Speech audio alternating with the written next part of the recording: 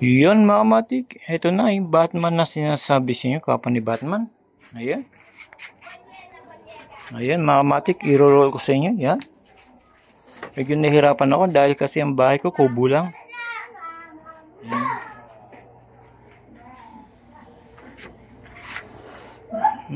Nahirapan ako sa pag-ukit mga kamatik, saka yung bahay medyo maliit mga kamatik. Pero tinapos ko pa rin pagkakagaling ko sa trabaho. Tinira ko na kagad to para matapos na. Pero nahirapan pa rin ako mga kamatik, sobrang init. Hindi pwede gumamit ng electric fan dahil sa masisira kagad mga kamatik. Ngayon mga kamatik, ito na siya. Masyado na palaki ang gawa. Ngayon yung ulo saka yung mga gilid-gilid ayusin ko pa mga kamatik. Pinakita ko lang to. Medyo nahirapan lang si Kamatik sa pagbabalot. Ayan, ayan ang Batman natin na kapa. Batman ni kapa at saka yung ulo niya mga kamatik. Pagka natapos ko na, papakita ko sa yung buong buo. Pero hindi pa natin masusubukan yan kasi medyo 540 na. Ngayon, tapusin ko na para ipakita ko rin sa inyo kagad katapusan niya. Ayun na, mga kamatik, nilambitin ko na. Dahil sa nahirapan ako sa baba, sa sahig. Kaya nilambitin ko na mga kamatik para matapos lang. Itong kapa ni Batman at Batman din, kanyang ulo mga kamatik, kita nyo. Ayan, mga kamatik, napakalaki. Kung gusto nyo gayahin mga kamatik doon sa drawing ko, magagaya mo yan kung paano ilagay yung mga kawayan niya.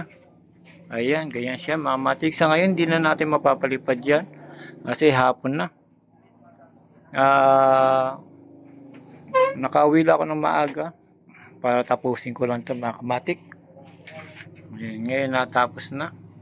Malaki niya mga kamatik. Ito sinasabi ko sa inyo mga kamatik na si Batman nakapa niya at kanyang mata.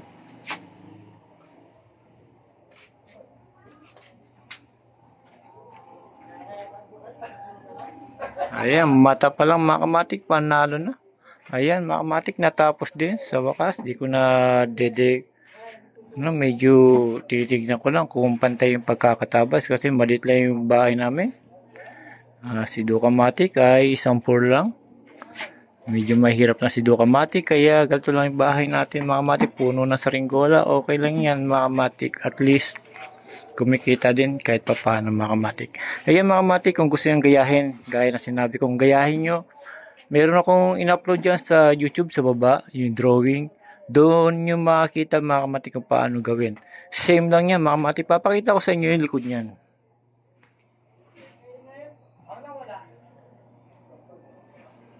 Ngayon mga kamatik, papakita ko yung likod.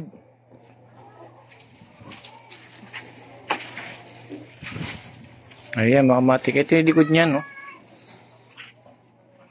Same lang din mga kamatik doon sa drawing ko.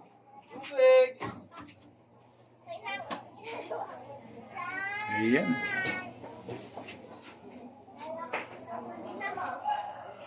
Simple lang yung pagkagawa na ito mga kamatik, pero pagka gumawa kayo, iingatan nyo yung ulo pagka bumaksak. Baka paliliparin nyo. Paturok siya, largay nyo lang hanggang siya hindi siya madali yung kanyang tenga mga kamatik.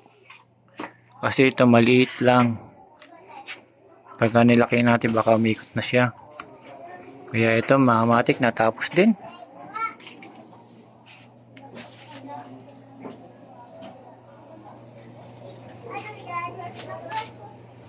Ayan mga kamatik, dito naman. Ayan. Pinapantay ko lang sa paningin ko kung okay na siya. Pero parang hindi pantay yung pagkakadali. Pero okay na rin.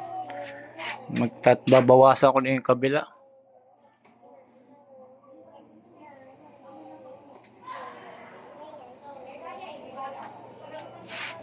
Yung mga kamatik, pinakita ko lang sa inyo. Ito na si Batman na kanyang kapa. Nakaya ulo niya.